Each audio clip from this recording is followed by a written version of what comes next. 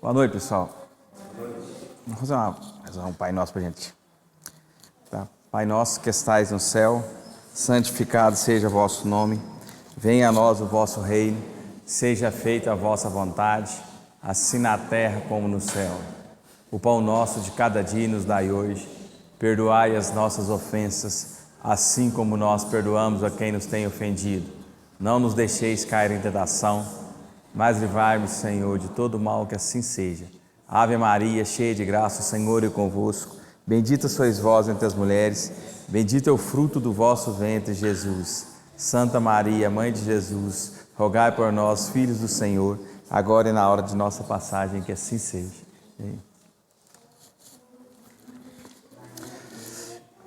Instruções dos espíritos, mundos inferiores e mundos superiores. A qualificação de mundos inferiores e de mundos superiores é antes relativa do que absoluta. Tal mundo é inferior ou superior em relação àqueles que estão acima ou abaixo dele na escala progressiva. Tomando a Terra como ponto de comparação, se pode fazer uma ideia do estado de um mundo inferior, supondo nele o homem no grau das raças selvagens, ou de nações bárbaras que ainda se encontram em sua superfície, e que são os restos do estado primitivo. Nos mais atrasados, os seres que habitam são, de alguma sorte, rudimentares. Eles têm a forma humana, mas sem nenhuma beleza. Seus instintos não são temperados por nenhum sentimento de delicadeza ou de benevolência, nem pelas noções do justo e do injusto. Só a força bruta faz a lei. Sem indústria, sem invenções, os habitantes dependem de sua vida da conquista da sua nutrição. Entretanto, Deus não abandona nenhuma das suas criaturas. No fundo das trevas da inteligência jaz latente a vaga intuição de um ser supremo, mais ou menos desenvolvida. Esse instinto basta para torná-los superiores uns aos outros e preparar sua eclosão para uma vida mais completa, porque não são seres degradados, mas crianças que crescem. Entre esses graus inferiores e os mais elevados, há inumeráveis escalões, e nos espíritos puros, desmaterializados e resplandecentes de glória, tem-se dificuldade em reconhecer aqueles que animaram esses seres primitivos, da mesma forma que no homem adulto, tem-se dificuldade em reconhecer o embrião. Nos mundos que chegaram a um grau superior, as condições da vida moral e material são bem outras que as sobre as terra. A forma do corpo é sempre, como por toda parte, a forma do corpo humana, mais embelezada, aperfeiçoada e, sobretudo, purificada. O corpo nada tem da materialidade terrestre e não está, por conseguinte, sujeito nem às necessidades, nem às doenças, nem às deteriorações que engendram a predominância da matéria. Os sentidos mais delicados têm percepções que neste mundo a grosseria dos órgãos sufoca. A leveza específica dos cortes torna a locomoção rápida e fácil, em lugar de se arrastar penosamente sobre o solo. Ele desliza, por assim dizer, na superfície ou plana, na atmosfera sem outro esforço, senão o da vontade, a maneira pela qual se representam os anjos, ou pela qual os antigos imaginavam os manes nos campos elíseos. Os homens conservam à vontade os traços de suas migrações passadas e aparecem aos seus amigos tal como se conheceram, mas iluminados por uma luz divina, transfigurados pelas impressões interiores, que são sempre elevadas. Em lugar de rostos pálidos, devastados pelo sofrimento e pelas paixões, a inteligência e a vida irradiam esse clarão que os pintores traduzem pelo nimbo ou auréola dos santos. Então aqui fala da evolução, né? Da evolução que a gente começou lá, né? Começa do mineral, né? Do animal e vai subindo. E a gente tem a esperança, não, né? É certo, a gente vai se evoluir, chegar até o nível de Jesus, tal. Milhões e milhões de anos, né? Mas é a escala evolutiva que fala ali, né? Desde os mundos primitivos. Nós estamos aqui hoje, nós não somos espíritos elevados ainda, estamos em prova e expiação, por enquanto, né, que a Terra ainda ela vibra numa frequência de prova e expiação, e está mudando. Só que a Terra está mudando. Isso é muito latente, agora a gente fala muito sobre isso, né? A Terra está mudando, e ela vai mudar, ela não depende de nós para mudar, porque a Terra é um ser. Então, ela vai evoluir, ela já está em processo de evolução. E quem não acompanhar o processo dela não ficará. Vai ser convidada a se retirar. Eu ouvi uma frase, a Terra não precisa de nós. Não, a Terra entende nós como parasitas. Nós somos parasitas na Terra. Entendeu? Você vê que nós sugamos, extraindo tudo que ela tem, né? Quase acaba com ela. E ela tá evoluindo, e ela não vai parar, ela vai evoluir. Só que quem não tiver afinizado com a frequência dela, será convidado a sair. Educada? Não, eu não sei. Uns vai ser educados, uns vai ser mais brutinhos. Uns vai querer sair, vai ter que tirar eles mais assim, brutinhos. Vai ter que mandar ordem de despejo. Aí a gente vai de novo. Prendeu, não? Não. Vamos lá. O amor que se transforma em prisão. Primeira pergunta. Quando eu amo, qual é o limite que eu devo percorrer? Todo mundo tem noção desse limite de amor? O que é amor? Sim ou não? Não? Como faço para resgatar a minha luz? Porque toda vez que eu fico preso em alguém, eu perco a minha luz. Se eu perco a minha luz, como que eu faço para resgatar a minha luz? Alguém já se sentiu preso a pensamentos repetitivos, a pessoas? Alguém aí já? Fica com aqueles mesmos pensamentos, aquele em looping. Está pensando.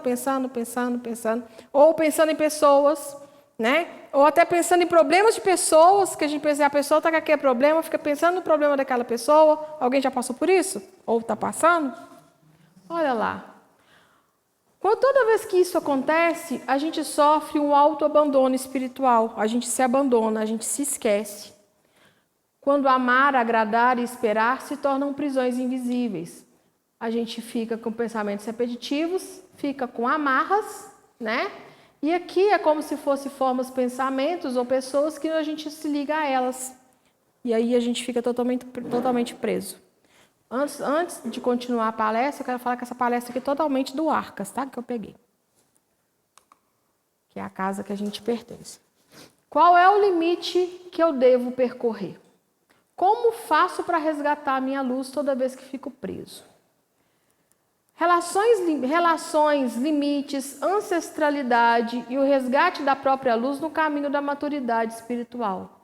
A gente tem que sempre estar buscando isso, o nosso autorresgate, né? A nossa libertação, a nossa luz. Até que ponto vale a pena esperar pelo outro? Alguém já escutou a frase assim, olha, eu estou com essa pessoa porque ela é meu karma. Eu estou com essa pessoa porque eu tenho um resgate com ela. Porque eu quero mudar ela. Alguém já escutou isso? Ou já passou por isso? Eu estou com essa pessoa porque eu tenho certeza que ele vai mudar ou que ela vai mudar. E aí, 100% expectativa, 100% frustração. Esperar pelo outro, amor ou autoabandono espiritual? Se a gente fica esperando o outro mudar. Minhas irmãs, meus irmãos, as pessoas mudam. Mudam com o tempo, mudam com a dor, mudam às vezes com o amor que recebem, até mudam, ou com a dor silenciosa da ausência desse amor. Mas esperar pela mudança do outro indefinidamente, quando ela não vem, não é amor, é autoabandono. Por quê? Porque eu estou esperando, e eu? Como que eu fico? Preso. E aí, cadê minha luz? Minha luz se foi. Porque o outro não muda e minha luz vai se apagar. Eu vou esquecer de mim. Eu vou se anulando, a gente vai se anulando, né? É muitas vezes o início de um colapso interno, que se alastra do corpo emocional para os chakras. Todo mundo sabe o que é chakra? São os nossos campos de força, os nossos campos de energia, para os corpos sutis e para o corpo vibratório como um todo. Ou seja, apaga totalmente a nossa luz. E com isso, apagando a nossa luz, o que a gente acontece? A gente adoece literalmente. Porque vai acabando com os nossos campos vibratórios. Resultado do nosso autoabandono. Ou a gente vai ficar com a cabeça fundida mesmo, né? Que é aqueles pensamentos que não apagam, a gente entra numa depressão até, né? E a cabeça gira, não é assim? Deita e não dorme, aí vai entrando naquele looping de pensamentos, ou o pior acontece, que é o autocongelamento. A gente literalmente congela todos os nossos corpos. Né? Eu já falei que nós temos 7 corpos. É o físico, o etérico, o astral, o mental inferior, o mental superior, búdico, átmico. Então, a gente literalmente congela. Fica congelado no tempo e no espaço e adoece. Por quê? Simplesmente porque eu falei, estou vivendo por amor. Amo incessantemente, eu quero que a pessoa mude. De tanto amor, eu acabo comigo mesmo. Esperar pelo... continuando. 2. Os corpos espirituais. Congelamento interno. Esperar demais, sem movimento interno, sem limites saudáveis, é como tentar aquecer uma casa com velas no inverno. O que vai acontecer? A casa está totalmente gelada, eu vou aquecer com a vela. Vai resolver? Não vai resolver. Quando a gente está com a pessoa, que você quer mudar a pessoa, você fala. Adiantou? Não. Você dá tudo de si. Vai resolver? Não. Você pode se matar. Vai resolver? Não. A pessoa vai continuar sendo o que ela é. Por isso que eu falo toda semana, ninguém muda ninguém. E isso é qualquer tipo de relacionamento. Desde um relacionamento de trabalho até um relacionamento dentro de casa, quanto pai, mãe, filhos, relacionamento marido-mulher, seja qual relacionamento for. Ninguém muda ninguém. Primeiro mandamento, amar a Deus sobre todas as coisas e ao próximo. Se eu não me amo, se eu apago a minha luz, vai resolver? Eu não me amo, eu não estou, isso que eu estou fazendo pelo próximo não é amor, e eu aí estou deixando de amar a Deus também, porque a gente perde totalmente a fé. É ou não é? Né? A intenção é bonita, mas o frio continua. O corpo emocional, o que acontece com isso? O corpo emocional fica estagnado. Você não sente mais com leveza. O corpo mental entra em ruminação. E se ele mudar? E se for minha culpa? Porque daí tudo que o outro faz passa a ser também, a gente sente como que eu tenho culpa, né? A culpa é minha. Ele não muda porque eu estou fazendo alguma coisa errada, não é assim? E aí vai sendo aquele relacionamento tóxico, seja qual relacionamento for. O corpo vital perde energia, abrindo brechas energéticas, e aí a gente começa a atrair obsessores literalmente.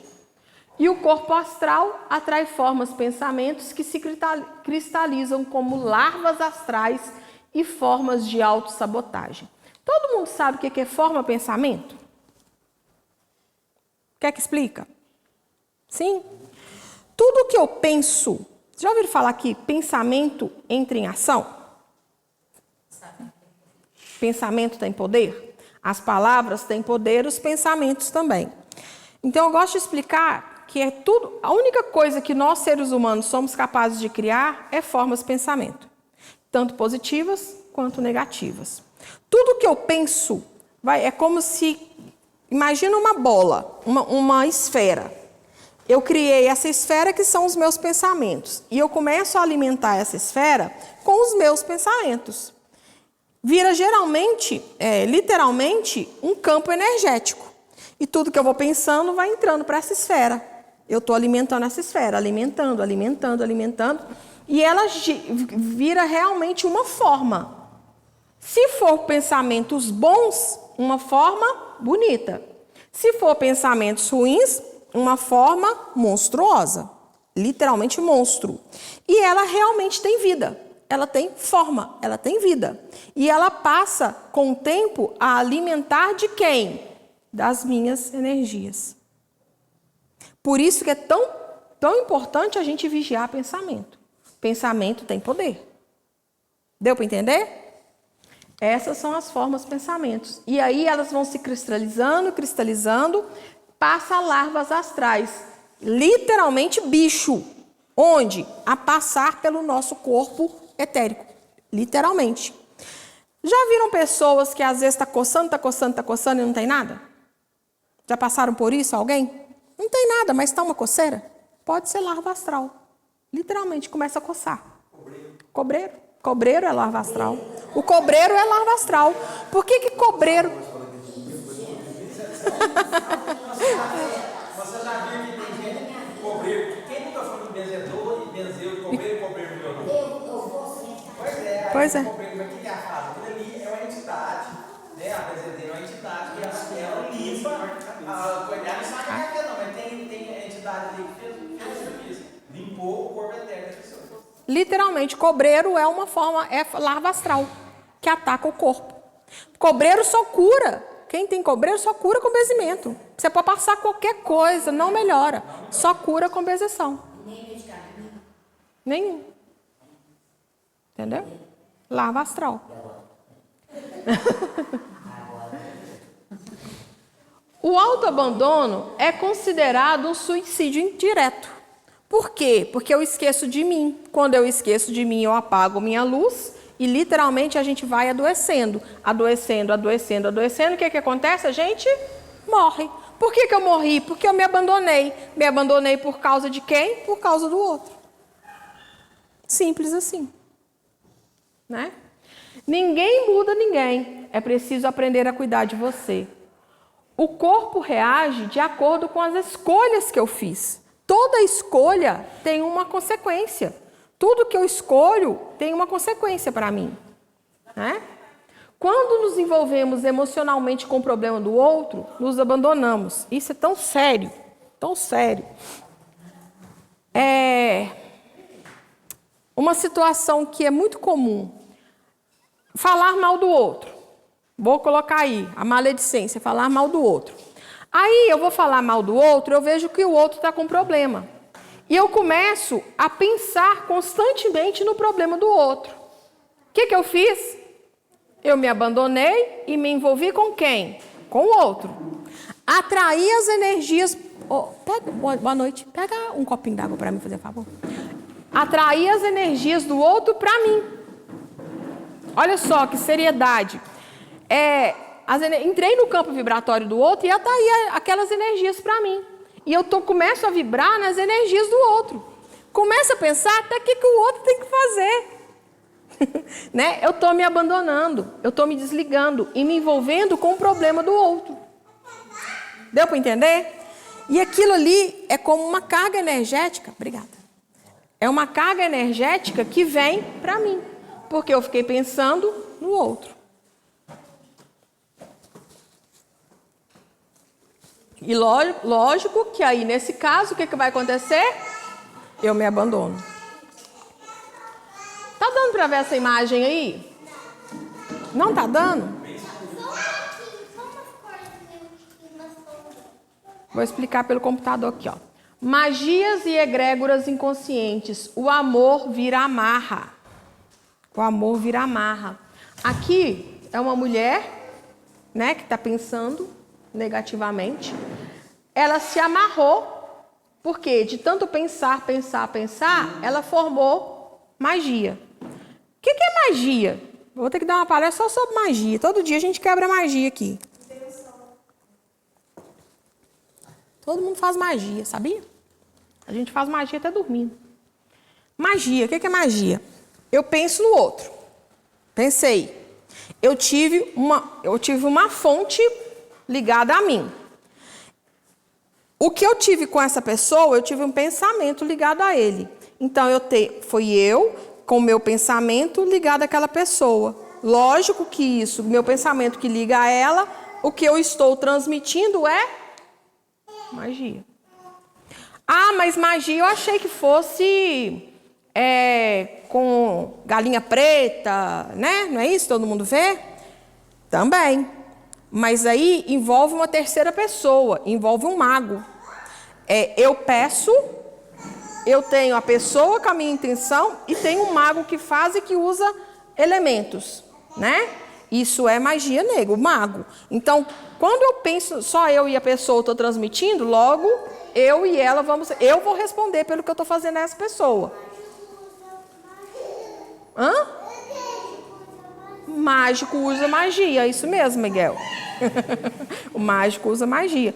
Mas se envolve uma terceira pessoa, eu paguei essa pessoa porque ele vai receber para fazer aqui. Beleza, então eu respondo, ele responde, beleza? Só que quem paga esse tipo de coisa é pior ainda. Por quê? Porque ele está fazendo a magia e ele está envolto de magos negros. Quando eu desencarno, no nosso desencarne, quem fez esse tipo de magia, esses magos negros, eu me tornei a escrava deles. Logo eu estou ligada a eles. Deu para entender? O tanto que a coisa é séria. Alguém aí já fez simpatia? Quero fazer simpatia para o meu amor ficar comigo. Alguém aí já fez isso? Hã? Trazer seu amor de volta.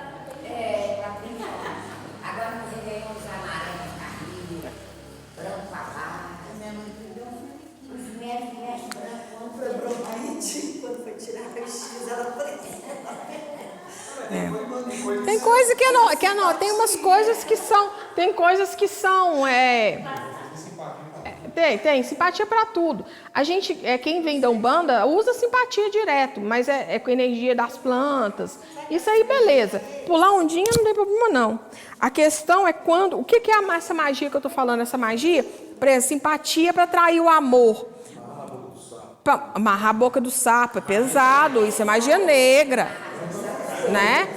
Isso é magia negra. Mas quando isso acontece, quando que a magia é negra? Quando que a magia é negra? Toda vez que eu interfiro no livre-arbítrio do próximo. Se eu interferir no livre-arbítrio do próximo, eu estou fazendo magia negra. Deu para entender? Aqui, por exemplo, quando a gente vai fazer tratamento, primeira coisa, tem que ser autorizado. Porque sem autorização é magia negra. Por quê? Porque interfere no livre-arbítrio do próximo. Toda vez que interfere é magia negra. Então, se eu estou querendo ficar com amor para mim, se eu estou querendo mudar o outro, ele não quer mudar. Eu estou me envolvendo com magias e egrégoras inconscientes. Atrás dessa mulher aqui está cheio de obsessor. São as egrégoras inconscientes que ela está atraindo para ela. Que a gente fica naquele pensamento em looping, não é à toa, porque são eles que estão fazendo com que a gente tenha esses tipos de pensamento. Oi, Lili, pode falar. A pessoa tem que sempre aceitar o tratamento. Porque ainda se você quer a pessoa não aceitar, vai tratar. Se ela não quer, não adianta, né? Magias e egrégoras inconscientes. O amor que vira amarra. O amor, quando não é libertador, ele vira amarra emocional e vibracional. Cria-se uma forma pensamento magnética de dependência, alimentada por você, por ele e até por egrégoras inconscientes coletivos, que propagam ideias como... Quem nunca escutou isso? Olha, o amor tudo sofre. Quem ama, sofre. Se eu desistir, é porque eu não amei de verdade. Ah, eu posso salvá-lo se eu for paciente o suficiente. Quem nunca escutou isso? O amor tudo suporta, né? Essas crenças são magias mentais inconscientes que aprisionam. São alimentadas por legiões espirituais ligadas à dor. São esses aqui que eu falei, ó. A gente atrai esses obsessores, eles são ligados à dor, ao abandono, à culpa e dependência afetiva. O médium que não vigia torna-se campo de batalha vibracional. Médios somos todos nós. Quem não vigia torna-se campo de batalha vibracional. Por quê? Eu estou com pensamentos repetitivos. Não é só meu mais. Tem outros campos atrás de mim fazendo com que eu tenha esse tipo de pensamento. Eu me anulei. Eu me congelei. Deu para entender? Doenças psicossomáticas e obsessões sutilizadas. A permanência em relações onde só você se doa, sem retorno, pode ativar o que chamamos de obsessão sutilizada ou auto-obsessão, manifestada em, a gente passa a ter ansiedade crônica, como ataques de pânico, insônia e exaustão energética sem causa clínica, nódulos no seio, útero e garganta, centros ligados ao afeto e à expressão bloqueada, doenças autoimunes e quadros de depressão, quando o sistema imunológico espiritual entra em colapso. Tudo isso é uma causa de autoabandono. Muitas vezes não há um obsessor clássico, mas formas, pensamentos plasmada. Quem faz formas, pensamento? Nós mesmos. Quando vocês passam pelo tratamento aqui na casa, todo mundo que passa pelo tratamento na casa, a gente vai até a casa de vocês astralmente limpar. Quem aí participa de limpeza da casa vai me ajudar. Geralmente a gente limpa, tira os obsessores todos da casa, tira os campos de magia todos da casa e vem, entra com as salamandras e dá uma queimada também em tudo que está lá. Beleza. Só que formas pensamento a gente consegue tirar? Por quê?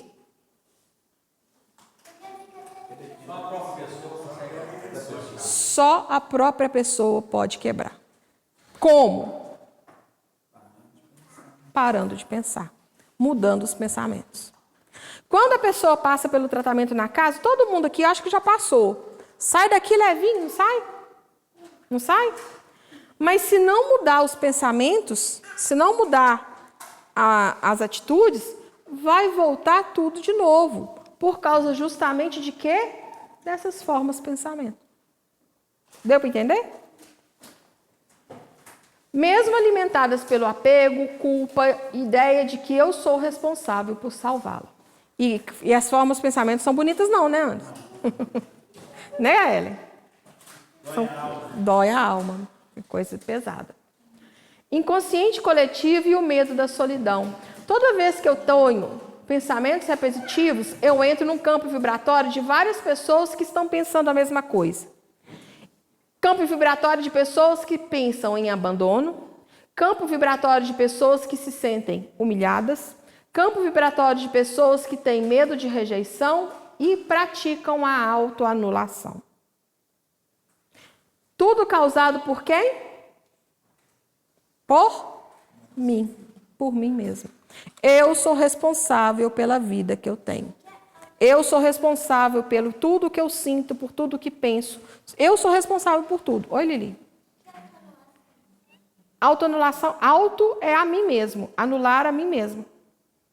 Tá? Quando que eu anulo? Quando eu dedico demais ao outro e eu esqueço de me amar. Amar a Deus sobre todas as coisas e ao próximo como a ti mesmo. Eu preciso me amar primeiro para depois amar ao próximo. Amar ninguém. Isso aí. Isso aí. É quando a gente tem dificuldade de falar não para o outro. A gente faz tudo que o outro quer e eu não falo não. Né? Eu me sacrifico porque eu estou me anulando e porque simplesmente eu não sou capaz de falar não. Tá?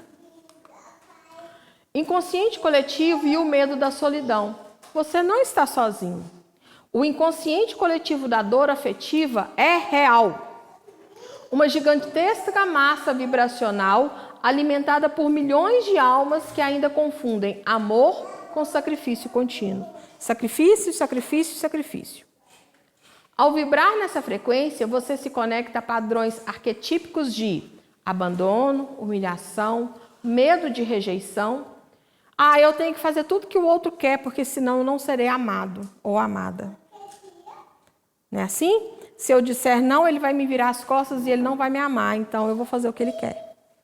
Isso é em tudo. Né? Autoanulação.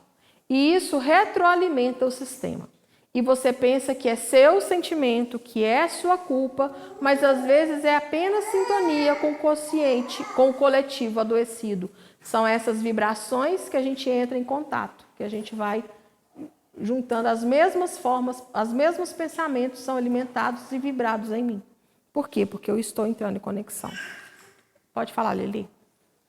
Tipo, se a pessoa, tipo assim, rejeitar, você perdoa e continua que o problema vai ser da pessoa, não vai ser mais o seu problema. Dá vontade de morder, não dá? Olha, é isso mesmo. Fala de novo, Lili. Fala isso de novo. É isso aí mesmo. Pode falar. Tipo assim, você não vai, aí vai entrar em outro passo. Você já falou de magoar, aí você fica magoada, dá um problema. Você tem que perdoar, continuar aqui, depois o problema vai ser da pessoa. Se a pessoa me rejeitar, o problema é dela. O problema não é meu. Eu perdoo e ela segue. O problema é dela, né? Se ela não aceita o meu não, se ela não aceita as minhas condições, o problema é dela, não é o problema meu. Na minha condição tem que ser assim, né? Não é ser duro, gente. Tem que ter, acho que todo relacionamento tem que ter um consenso. Não é só um ceder, né? Não é só eu cedo, o outro pisa, né? E massacra e faz o que quer e a gente fica por isso mesmo. Não é isso que eu estou falando. É um consenso, mas a gente não pode, a gente tem que aprender a dizer não. Até o meu limite termina onde começa o limite do outro, né? É saber até onde vai o meu limite, né? Ser totalmente aberto, ser totalmente permissivo a tudo, né? Amor como cura, fidelidade a si mesmo. Quando eu falo aqui, ó, vamos tratar com transmutação de energia violeta. É isso aqui, ó. Envolva-se na energia violeta. Estou com pensamentos negativos. Entra com Saint Germain. Todo mundo já ouviu falar em Saint Germain? Fraternidade branca. Sinta a chama violeta subir da cabeça aos pés, transmutando essa energia. É transmutação literal de energia mesmo. A gente consegue mudar até os pensamentos. Não consegue? Sim ou não, Hélia? A gente consegue mudar tudo. Está em crise de pânico. Entra com a vibração de Saint Germain, energia violeta. Isso aqui é mágica. Isso é mágica. Né? Quais são os meus valores morais? Todo mundo sabe qual é o seu valor moral? Porque quando a gente faz isso, se anula o outro, a gente perde o valor moral. Eu cedo porque o outro quer. E o meu valor moral? Amor como cura, fidelidade a si mesmo. Amar ao outro é lindo. Amar o outro é lindo. Mas há um tipo de fidelidade a si mesmo que também é amor. É amor que diz, eu torço por você, mas não me perco por você. Eu desejo a sua cura, mas eu não sacrifico a minha. Eu amo, mas também mereço calor. Eu também mereço amor. Essa postura alinha chakras, expande seu campo vibracional, protege a sua aura e atrai espíritos de luz, mentores, egrégoras de libertação. Não se trata de desistir das pessoas com facilidade, não é desistir, é se amar. Mas de lembrar que o amor verdadeiro precisa de reciprocidade. O outro também precisa me amar. Não é só eu amar sozinho. A maior caridade que você pode oferecer ao outro, às vezes, é sair de cena, para que ele encontre o próprio caminho, enquanto você se reencontra com a sua essência. Procure o amor verdadeiro, porque o amor verdadeiro começa por não congelar, se congelar por dentro. O outro, eu já citei esse exemplo aqui, eu vou citar ele de novo. Gosto demais do Rossando Kindler. Um dia ele contou a história dele com a mãe dele. Ele já tentou até suicidar. Todo mundo conhece ele, é psicólogo, né, espírita. Então, eu já contei essa história aqui, eu vou contar de novo e reflete muito bem esse padrão aqui. Ele queria fazer uma coisa e a mãe dele não deixou. Aí ele virou para a mãe dele e falou assim, eu te odeio. Gente... Uma Abadá para ir na Bahia. É esse caso. Ele queria ir para o Abadá, para Bahia. O avô deu uma Abadá para ele. Ele ia, a mãe dele falou que ele não ia. Aí ele falou, eu te odeio. E a mãe dele falou assim, não interessa, eu te amo. O meu amor por nós dois basta. Mas você não vai. Ela não cedeu. Ou seja, ela não fugiu do valor moral que ela queria impor para ele. Ela disse não. Ela disse não. Depois de adulto, ele entendeu o não dela. Depois de adulto, e tanto é que ele prega, né? Ele fala, foi graças ao não dela, né, que ele se tornou quem ele é hoje. Então, para amar, eu não preciso estar com a pessoa, porque o amor é libertador. Quando eu amo, eu não preciso estar colado na pessoa. Independe se a pessoa me ama ou não. Mas eu preciso, para amar, eu preciso me amar. Eu preciso me amar. Tá? Não existe isso de casamento sem até que a morte separe. Casei, eu tenho que ficar com a pessoa a vida inteira, porque senão eu vou ser castigado. Não existe isso. Não existe isso. Tá? O casal pode se separar? Pode. Porque se não há respeito mais, se não há valores morais mais em casa, vai ficar junto para quê? Esperando o outro mudar? Se anulando? Então é melhor separar. A melhor coisa é a separação. Já fiz de tudo, já tentei, o outro não quer, então melhor, não tem, acabou o respeito, não tem amor. Porque amor é acima de tudo respeito. Não é isso? Há quem passe a vida esperando. Esperar da mãe cura ou prisão vibracional. Há quem passe a vida esperando da mãe uma reparação. Uma fala, um gesto, um abraço, um pedido de desculpas. Mas talvez a cura não esteja no cobrar o impossível. A ligação nossa com a mãe é muito forte. Todos nós temos uma ligação muito forte com a mãe. E a mãe geralmente carrega o quê? Culpa. Sim ou não? Quem aí é mãe? Mas isso é uma fala errada, erradíssima, né? Porque minha mãe está aqui, eu sou mãe. A minha mãe errou comigo? Lógico. Ninguém nasce com uma receita de bolo, você vai fazer isso, isso, isso, não. Alguém aí já nasceu com uma receitinha pronta de como quem tem que ser criado? Manual, né, de instrução? Lógico, nós mães, a gente erra tentando acertar. A minha mãe errou comigo, lógico que errou. A mãe dela errou com ela, lógico que errou, né? Uma coisa que eu sempre falei para os dois filhos, tudo que eu e seu pai fizemos com vocês de errado, faça o contrário. Porque lógico que eu errei, todo mundo erra. A gente erra tentando acertar, nós somos humanos. O que eu não posso na minha vida, culpar a minha mãe. Eu faço isso porque minha mãe fez isso, isso e isso comigo. Porque minha mãe não... Eu já escutei isso várias vezes. Eu sou assim porque minha mãe não soube me criar. Porque minha mãe era assim. E joga todos os defeitos da mãe e depois faz todos os defeitos da mãe também. Não é assim? Porque minha mãe não sabe me pedir desculpas. Então vai lá e perdoa a mãe. Se ela não sabe disso, perdoa. Perdoa, trabalha o perdão. Né? Pode falar rapidinho, Lili.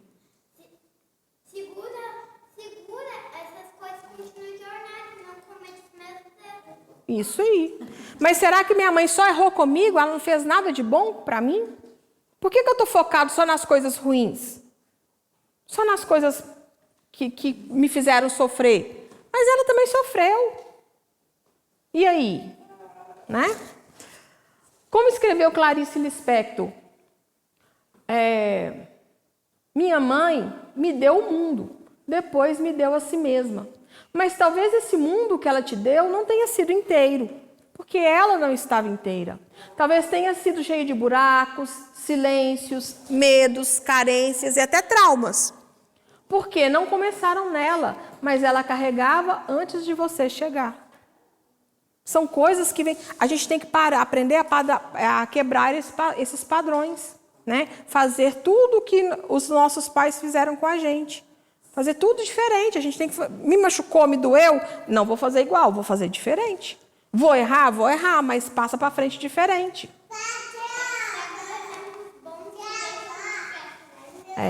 E todos nós estamos ligados constantemente às nossas mães, pelos cordões, por chakras, dos cordões de chakras.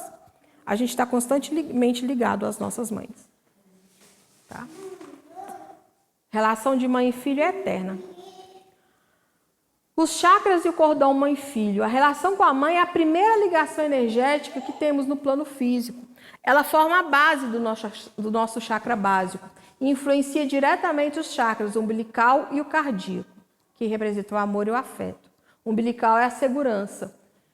Quando ficamos presos à dor, do que não recebemos esses centros de energia.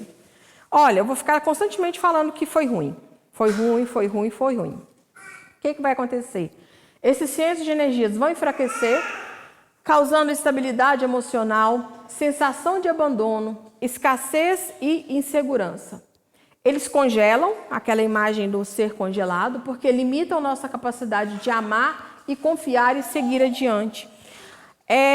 A minha mãe, não é minha mãe, mas por exemplo, a minha mãe tem um problema de relacionamento com o meu pai. Eles não combinam, eles se atracam o tempo todo. Aí isso foi passado para mim. O que a gente costuma ver? Eu vou repetir. Não é assim? Eu não vou ter relacionamentos bons com ninguém. Por quê? Porque minha mãe não teve. Já viram isso acontecer? Sim ou não? E eu vou replicar, falar que é ruim. Não, se ela não teve relacionamentos bons, eu posso ter. Eu posso ter. Eu posso ser diferente. Eu não preciso passar isso para frente. Né? Descompensam, criando padrões de dependência afetiva, dificuldade em assumir a própria vida e buscar relacionamentos saudáveis. Tudo bem aí, gente? Tá todo mundo paradinho? Tá pensando? Tá pensando? Os corpos espirituais e o ciclo não encerrado. Cada vez que você revive internamente a ausência, fica revivendo o passado, a ausência, o erro, o que faltou, você reativa no corpo espiritual registros profundos. Eu tive um relacionamento que me fez mal, por exemplo, e eu fico alimentando aquilo ali o tempo todo. Alimentando o tempo todo, alimentando o tempo todo. Isso vai passar? Não. Estou alimentando. E estou vivendo onde? Estou vivendo agora ou estou vivendo o passado? Vivendo o passado. Toda vez que eu revivo o passado, a gente literalmente revive. A gente passa por aquilo tudo de novo. E aí aquilo ali vai causar angústia, da angústia vai levar à depressão. Por quê? Porque eu estou vivendo o meu passado. E o meu passado bom não, o meu passado que não foi bom. No corpo emocional, a dor se cristaliza como mágoa e culpa. Olha, eu não me perdoo e eu sinto culpa. Aquilo ali vai cristalizando. No corpo mental surgem crenças como: eu não sou digno de amor. Minha mãe deveria ter feito tudo diferente. Aí a culpa ainda cai na mãe, na coitada da mãe, né? Ou eu não sou digno de amor. Quem não é digno de amor? Quem? E aí eu quero Deus. E aí eu quero que Deus faça um milagre em mim. Se eu não sou digno de me amar, como que Deus vai fazer um milagre em mim? Onde está Deus? Onde está Deus, gente? No céu? Dentro de nós. Né? Você prende seu espírito ao passado e paralisa o fluxo da sua própria jornada. Literalmente para. Toda vez que eu vou para o passado, minha vida para. O meu presente para. Eu estou vivendo o passado.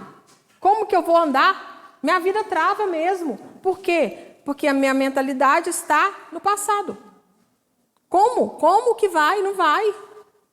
Paralisei, minha vida não vai para frente, porque eu estou vivendo o meu passado. A energia vital não consegue circular livremente e a alma começa a definhar em ressentimento silencioso. E aí vem as amarras do afeto ferido, que são as magias inconscientes. Não falamos aqui de magia ritualizada, mas de formas, pensamentos densas, que você mesmo alimenta toda vez que diz interiormente: ela ou ele me deve. Eu só serei feliz quando ela ou ele me reconhecer. Ela ou ele estragou, acabou com a minha vida. E aí, como é que minha vida vai andar? Como que eu vou ser feliz? Essas frases criam cordões energéticos negativos. Lembram da palestra sobre cordões energéticos? Literalmente, eu estou ligada àquela pessoa. E esse cordão só vai quebrar na hora que tiver amor. De verdade. Eu nunca vou me desligar, não pelo amor curador, mas por uma amarração vibracional inconsciente alimentada pela dor. Essas magias emocionais também conectam você a egrégoras coletivas de tadinho de mim, sofro tanto. Lê para mim essa palavra aqui. Vitimização. Eu me sinto vítima. E eu não sou vítima. Eu me sinto abandonada. Eu sinto culpabilização materna. Eu culpo minha mãe pelas coisas que eu passo. E síndrome do filho não curado. Acabou. E aí?